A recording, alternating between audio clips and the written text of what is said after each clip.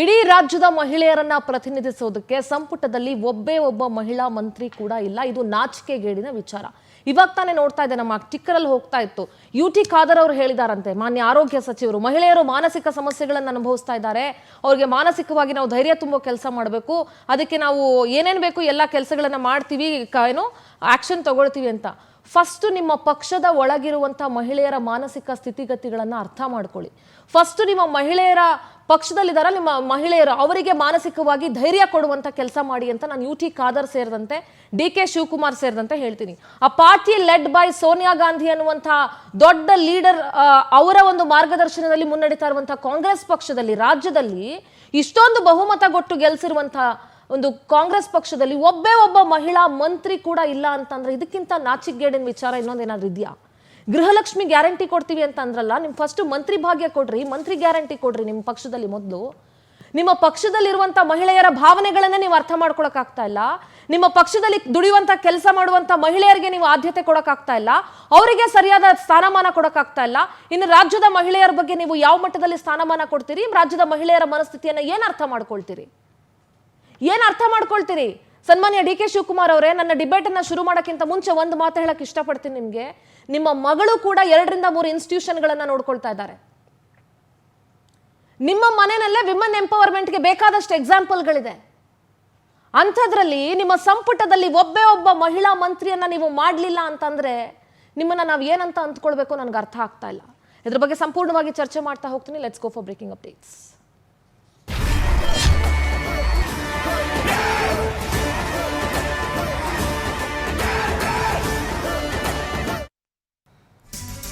ಮಾತೆತ್ತಿದ್ರೆ ಹೇಳ್ತಾ ಇದ್ರಿ ರಾಜ್ಯದ ಮಹಿಳೆಯರ ಏನೋ ಅವರ ಖಜಾನೆಯನ್ನ ನೀವೇ ತುಂಬಿಸ್ತಾ ಇದ್ದೀರಾ ಅನ್ನೋ ಲೆಕ್ಕಕ್ಕೆ ಗೃಹಲಕ್ಷ್ಮಿ ಸರ್ಕಾರ ಅಂತ ಹೇಳ್ಕೊಂಡ್ರಿ. ಆದ್ರೆ ಮಹಿಳೆಯರಿಗೆ ಮಂತ್ರಿಗಿರಿ ಗ್ಯಾರಂಟಿ ಇಲ್ಲ.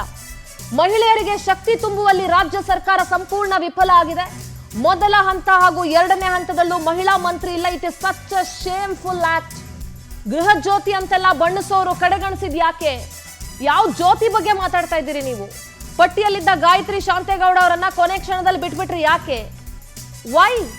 6 ಜನ ಶಾಸಕಿಯರಿದ್ದಾರೆ, ಯಾರಿಗೂ ಅರ್ಹತೆನೇ ಇಲ್ವೇನ್ರಿ? ಹಾಗಾದ್ರೆ ಅವ್ರು ಹೆಂಗ್ರಿ ಮತ್ತೆ MLA ಆಯ್ಕೆ ಆದ್ರು? ಜಾತಿ ಲೆಕ್ಕಾಚಾರದ ಅಡಿ ಬಹುತೇಕ ಸಚಿವ ಸ್ಥಾನಗಳನ್ನು ಹಂಚಿಕೆ ಮಾಡಿದಿರಲ್ಲ, ಮಹಿಳೆಯರಿಗೆ ಜಾತಿ ಲೆಕ್ಕಾಚಾರ ಅನ್ವಯ ಆಗೋದಿಲ್ವಾ?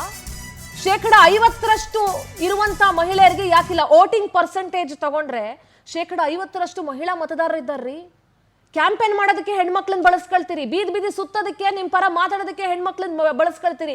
ಮಾತಾಡ್ಲಿ. ಈಗ ನಿಮ್ಮ ಪಕ್ಷದಲ್ಲಿ ನಿಮಗೆ ಬೆಂಬಲ ಕೊಟ್ಟಂತ ಮಹಿಳೆಯರು ಇವಾಗ ಎಲ್ಲೋದ್ರು? ಕುಸುಮಾ ಹನುಮಂತರಾಯಪ್ಪ ಎಲ್ಲೋದ್ರು? ಸೌಮ್ಯಾ ರೆಡ್ಡಿ ಅವ್ರು ಎಲ್ಲೋದ್ರು? I have to question Soumya Reddy. ಮೊದಲಿಗೆ ಕಾಂಗ್ರೆಸ್ನ ರಾಜ್ಯ ಮಹಿಳಾ ಘಟಕದ ಅಧ್ಯಕ್ಷ ಆಗಿದ್ದೀರಿ ಸೌಮ್ಯಾ ರೆಡ್ಡಿ ಅವರೇ. ಜಂತರ್ ಮಂತರಲ್ಲಿ ಕೂತ್ಕೊಂಡು ಯೂತ್ಸ್ ಜನ್ಸಿಗಳು ಪ್ರತಿಭಟನೆ ಮಾಡಿದ್ರೆ ಅವ್ರಿಗೆ ಹ್ಯಾಟ್ಸ್ ಆಫ್ ಹೇಳ್ತೀರಿ ನೀವು. ನಾಚಿಕೆ ಆಗಲ್ವಾ? ಇವಾಗ ಬಾಯಿಗೆ ಬೀಗ ಹಾಕೊಂಡು ಜಿಪ್ ಲಾಕ್ ಮಾಡ್ಕೊಂಡು ಕೂತಿದ್ದೀರಲ್ಲ ನಿಮ್ ಬಾಯಿನ. ಯಾರ್ಯಾರು ಏನೇನ್ ಮಾತಾಡಿದ್ದಾರೆ ಇದ್ರ ಬಗ್ಗೆ ಹರಿಪ್ರಸಾದ್ ಅಶೋಕ್ ಏನೇನ್ ಮಾತಾಡಿದ್ದಾರೆ ಕೇಳಿಸ್ಕೊಳ್ಳೋಣ. 2,000 ಯಾರಿಗೆ? ಕಾಕಾ ಪಾಟೀಲ್ ಹೆಂಡತಿಗೂ 2,000. ಮಾದೇವಪ್ಪ ನಿನ್ನ ಹೆಂಡತಿಗೂ 2,000. ನಿನ್ನ ಹೆಂಡತಿಗೂ ಫ್ರೀ, ಇವ್ರ ಹೆಂಡತಿಗೂ ಫ್ರೀ ಅಂದ್ರು. ಒಂದು ಮಹಿಳಾ ಕೋಟ ಇಲ್ಲ. 50% ಮಹಿಳೆಯರಿರೋ ರಾಜ್ಯದಲ್ಲಿ 50 ಪಾಯಿಂಟ್ ಸಮ್ ಚೇಂಜ್ ಏನೋ ಇದೆ, 50.2-3 ಏನೋ ಇರ್ಬೇಕು ಮಹಿಳೆಯರದು ಸಂಖ್ಯೆ.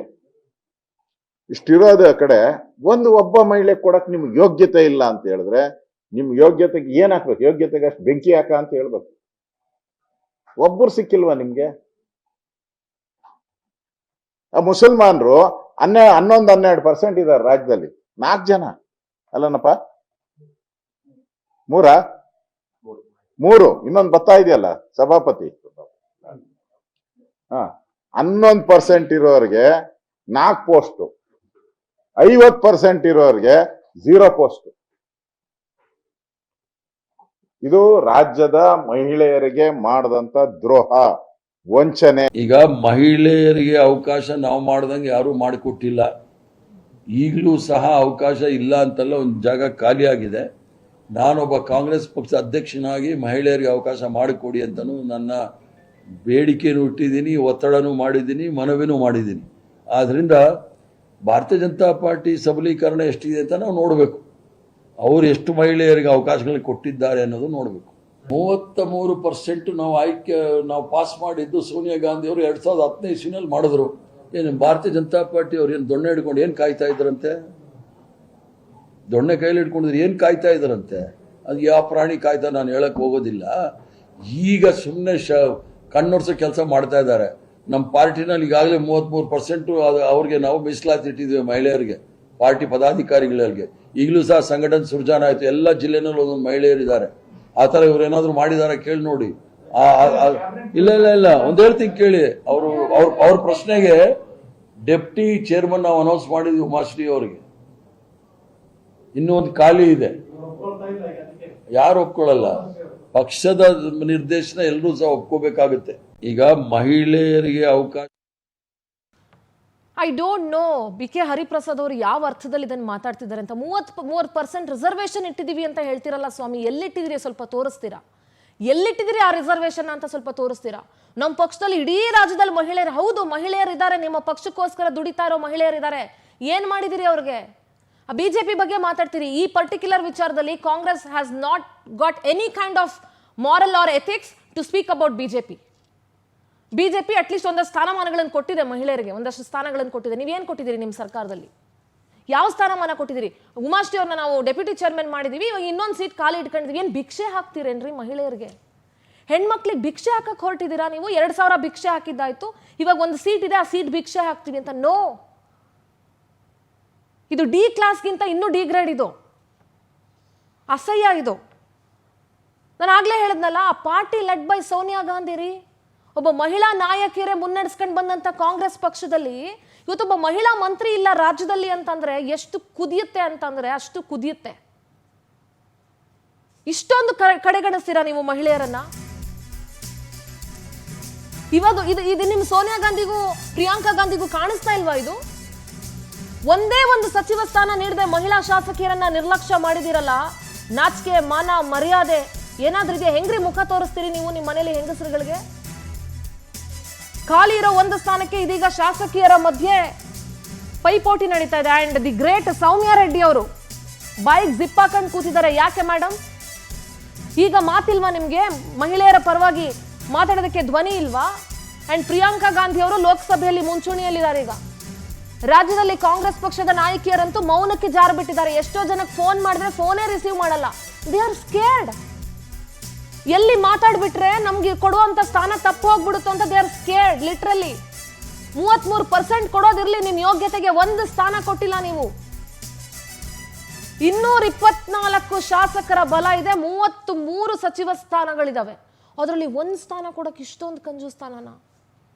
Don't you feel shame? Umashree ಮಾತಾಡಿದ್ದಾರೆ, ನಯನಾ ಮೋಟಮ್ಮ ಮಾತಾಡಿದ್ದಾರೆ. ಏನ್ ಹೇಳಿದ್ದಾರೆ ಕೇಳಿಸ್ಕೊಳ್ಳೋಣ. ಉಪಸಭಾಪತಿಗೆ ಅವಕಾಶ ಕೊಟ್ಟಿರೋದು ನಿಜ. ಇವೆರಡರ ಮಧ್ಯೆ ಮತ್ತೆ ಯಾವುದು ಅನ್ನೋದಕ್ಕೆ ಮತ್ತೆ ಕಾಯ್ತಾ ಇದ್ದಾರೆ.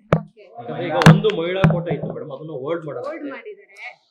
ನೋಡೋಣ ಏನಾಗುತ್ತೆ ಅಂದ್ಬಿಟ್ಟು ಹೋಲ್ಡ್ ಮಾಡಿದ್ದಾರೆ.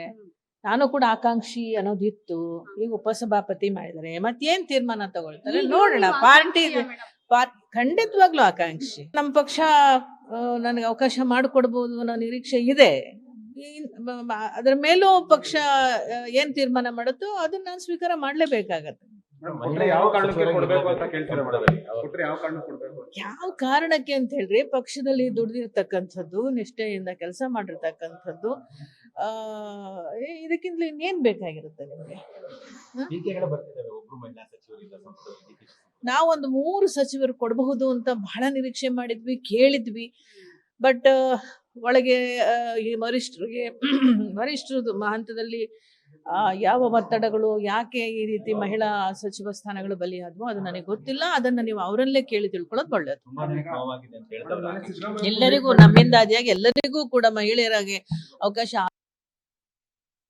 ಮಹಿಳಾ ಆಕಾಂಕ್ಷಿ, ಮಹಿಳೆಯರೇ ಆಕಾಂಕ್ಷಿಗಳು. ಯಾಕಂದ್ರೆ ಅದು ಒಂದು ಮಹಿಳಾ ಕೋಟಾ ಸಿಗಬೇಕಾಗಿದೆ, ಅದು ಮಹಿಳೆಯರಿಗೆ ಕೊಡ್ತಾರೆ ಅಂತ ಒಂದು ನಿರೀಕ್ಷೆ ಇದೆ. ಮಂತ್ರಿ ಆಗ್ತೀನಿ ಮಾಡ್ತಾರೆ ಅಂತ ನನಗೆ ಅದು ನಾನು ಹೇಳಕ್ ಬರೋದಿಲ್ಲ, ಅದು ವರಿಷ್ಠರು ನಿರ್ಧಾರ. ಬಟ್ ನನಗೆ ನನ್ನ ಅರ್ಹತೆ ಮೇಲೆ ಕಾನ್ಫಿಡೆನ್ಸ್ ಇದೆ. ಮುಖ್ಯಮಂತ್ರಿಗಳಾದ್ಮೇಲೆ ಆ ಬಣ ಈ ಬಣ ಅನ್ನೋಕ್ಕಿಂತ ಹೆಚ್ಚಾಗಿ ಎಲ್ಲರನ್ನೂ ಜೊತೆಯಾಗಿ ತಗೊಂಡ್ ಹೋಗ್ಬೇಕು. 130 ಜನ ಶಾಸಕರು ನಾವು ಗೆದ್ದು ಬಂದಿರೋದು. ಸೊ ಅವ್ರ ಜೊತೆ ಗುರ್ತಿಸ್ಕೊಂಡಿರೋದು ಸತ್ಯ. ನನಗೆ ಅವ್ರು ಈ ಪೊಸಿಷನ್ ಕೊಟ್ರೆ ನಾನು ಹೆಚ್ಚಿನ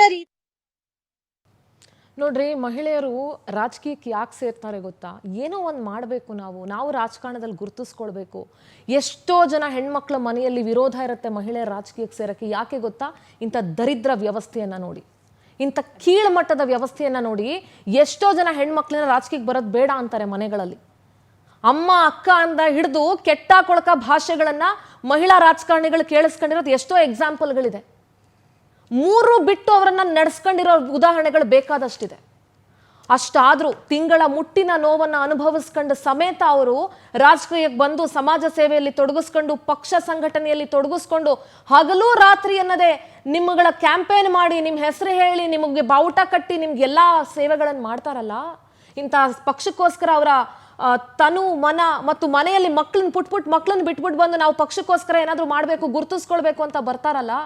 ಇದೇನೇನ್ರಿ ನೀವು ಕೊಡೋ ಬೆಲೆ ಅವ್ರಿಗೆ? ಮತ್ತೆ ಯಾವ ಮಾನಸಿಕ ಸ್ಥಿತಿಗಳ ಬಗ್ಗೆ ಮಾತಾಡ್ತಾ ಇದ್ದೀರಿ UT ಖಾದರ್ ಅವರೇ? I don't understand.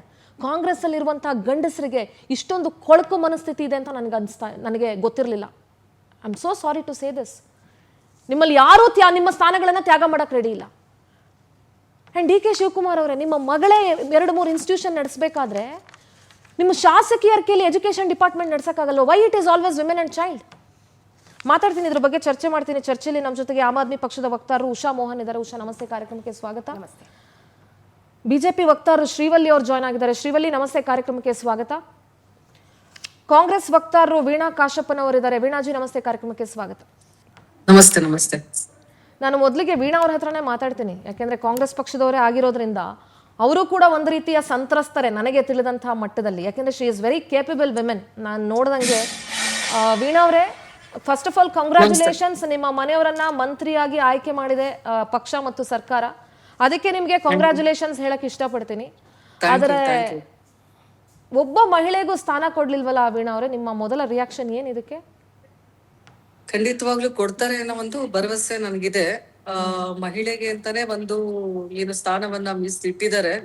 ಏನೋ ಒಂದು ಕಾರಣಾಂತರಗಳಿಂದ ಬದಲಾಗಿದೆ ಹೊರತು ಮಹಿಳೆಯರಿಗೆ ಕೊಡ್ಲೇಬೇಕು ಅಂತ ಹೇಳಿ ಮೊದಲನೇದಾಗಿ ನಾನು ಮಹಿಳೆಯಾಗಿ ಒತ್ತಾಯ ಮಾಡ್ತೀನಿ.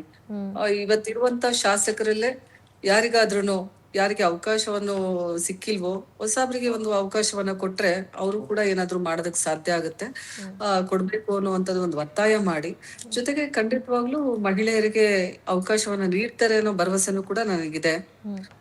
ಮುಂದಿನ ಒಂದು ಇನ್ನೇನ್ ಕೆಲವೇ ದಿನದಲ್ಲಿ ಅದ್ರ ಬಗ್ಗೆ ತೀರ್ಮಾನ ತಗೊಳ್ತಾರೆ ನಮ್ಮ ವರಿಷ್ಠರು ಅನ್ನುವಂಥದ್ದು ಸಂಪೂರ್ಣವಾದಂತ ವಿಶ್ವಾಸ ಇದೆ ನನಗೆ. ಒಂದೇ ಒಂದು ಸ್ಥಾನ ಇಟ್ಟಿದ್ದಾರೆ ಅಂತ ಹೇಳಿದ್ರಲ್ಲ, ಸಾಕ ಒಂದು ಸ್ಥಾನ ಮಹಿಳೆಯರಿಗೆ? ನನ್ನ ಪ್ರಕಾರ 3 ಸ್ಥಾನನಾದ್ರೂ ಕೊಡ್ಬೇಕಾಗಿತ್ತು. ಈಗ 1 ಸ್ಥಾನ ಉಳಿದಿದೆ, ಅದು ಮಹಿಳೆಯರಿಗೆ ಕೊಡಿ ಅಂತ ನಾನು ಕೇಳ್ತಾ ಇದ್ದೀನಿ.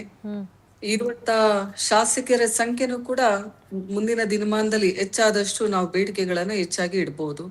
ಆ ಒಂದು ನಿಟ್ಟಿನಲ್ಲಿ ಹೆಚ್ಚು ಮಹಿಳೆಯರಿಗೆ ಪ್ರಾತಿನಿಧ್ಯವನ್ನ ಕೊಡಿ ಅಂತೇಳಿ ನನ್ನ ಒಂದು ಕೋರಿಕೆ. ಆಲ್ರೆಡಿ ಮಾತಾಡ್ತೀನಿ ವೀಣಾ. ಎಸ್ ಉಷಾ, ನಾನು ಆಲ್ಮೋಸ್ಟ್ ನಾನು ಏನೇನು ಹೇಳಬೇಕು ಎಲ್ಲ ಹೇಳಿದ್ದೀನಿ ಅಂತ ಅಂದ್ಕೊಳ್ತೀನಿ. ನೀವು ಏನು ಹೇಳ್ತೀರಿ? ಯಾಕೆ ಅಂತ ಹೇಳಿದ್ರೆ, ನೀವು ಸ್ಟಾರ್ಟಿಂಗಲ್ಲಿ ಭಾಳ ಚೆನ್ನಾಗಿ ಹೇಳಿದ್ರಿ. ಒಂದು ಹೆಣ್ಣು ಗೃಹಿಣಿಯಾಗಿ ಸಾಕಷ್ಟು ಕಷ್ಟಗಳನ್ನು ಅನುಭವಿಸಿ ರಾಜಕೀಯಕ್ಕೆ ಪ್ರವೇಶ ಮಾಡ್ತಾರೆ. ಯಾಕೆ ಅಂತ ಹೇಳಿದ್ರೆ, ತನ್ನ ಸ್ವಂತಕ್ಕಾಗಿ ಅಲ್ಲ, ತನ್ನಿಂದ ತನ್ನ ಸುತ್ತಮುತ್ತ ಕಂಡು ಬಂದ, ಅದು ಎನಿ ಲೆವೆಲ್, ವಾರ್ಡ್ ಲೆವೆಲ್ ಆಗಿರ್ಬೋದು, ಅಸೆಂಬ್ಲಿ ಲೆವೆಲು, ಡಿಸ್ಟ್ರಿಕ್ಟು, ಸ್ಟೇಟು, ತನ್ನ ಸುತ್ತಮುತ್ತ ಒಂದು ಬದಲಾವಣೆ ತರಬೇಕು ಅಂತ. ಆ ಬದಲಾವಣೆ ತರೋದಕ್ಕೆ ನಾನು ಖಂಡಿತ ಎಲ್ಲ ಪ್ಯಾನಲಿಸ್ಟ್ಗಳು ಖಂಡಿತ ನನ್ನ ಮಾತಿಗೆ ಒಪ್ತಾರೆ ಅನಿಸುತ್ತೆ. ಸಾಕಷ್ಟು ಮನೆಗಳಲ್ಲಿ ತೊಂದರೆ ಅನುಭವಿಸಿ ನಾವು ಆ ಮೆಟ್ಟಿ ನಿಂತು ಬಂದಿರ್ತೀವಿ. ಅದಾದ ನಂತರ ನಾವು ಚುನಾವಣೆಗಳು ಅಂತ ಬಂದಾಗ ಸರಿಸಮವಾಗಿ ಗಂಡಸರಿಗೆ ಸಮವಾಗಿ ಅದೇ MLA ಚುನಾವಣೆಯಲ್ಲಿ ಗಂಡಸರಿಗೆ ಸವಾಲೊಡ್ಡಿ ನಾವು ಅವ್ರು ಎಷ್ಟು ಕಷ್ಟಪಡ್ತಾರೋ ಅಷ್ಟೇ ಕಷ್ಟಪಟ್ಟು ನಾವು ಮತಗಳನ್ನು ಅದೇ ಮತದಾರ ಪ್ರಭುಗಳಿಂದ ಯಾಚನೆ ಮಾಡಿ ತೊಗೊಂಡಿರ್ತೀವಿ. ಮತಗಳನ್ನು ತೊಗೊಂಡಿರಬೇಕಾದ್ರೆ ಇಲ್ಲಿ ಯಾವ ರೀತಿ ದ್ವಂದ್ವ ನಿಲುವು? ಯಾಕೆ ಈ ಡಿಸ್ಕ್ರಿಮಿನೇಷನ್ ಅಂತೀನಿ ನಾನು? ಯಾಕೆ ಅಂತ ಹೇಳಿದ್ರೆ, ಒಂದನ್ನು ಕೊಡ್ತೀವಿ ಅಂತ ಹೇಳ್ತಾರಲ್ಲ ರೀ, ನೀವು ಕೊಡೋದಲ್ಲ, 3-4 ನಮಗಿರೋದು ಸ್ಥಾನ, ಅದನ್ನು ನಾವು ಪಡ್ಕೊಳ್ಬೇಕು. ನೀವು ಕೊಟ್ಟು ಒಂದು ಸ್ಥಾನನ ಯಾವ ಕಾರಣಕ್ಕೆ ನೀವು ಯಾರಿಗೆ ಉಪಕಾರ ಮಾಡ್ತಿದ್ದೀರಾ? ಇವತ್ತು ಅದು ನನಗೆ ನಿಜವಾಗ್ಲೂ ಬೇಸರ ಆಗ್ತದೆ. ನಂತರ ಈಗ ತಾನೇ ಮೇಡಮ್ ಕಾಂಗ್ರೆಸ್ ವಕ್ತಾರರು ಬಹಳ ಅದ್ಭುತವಾಗಿ ಹೇಳಿದ್ರು.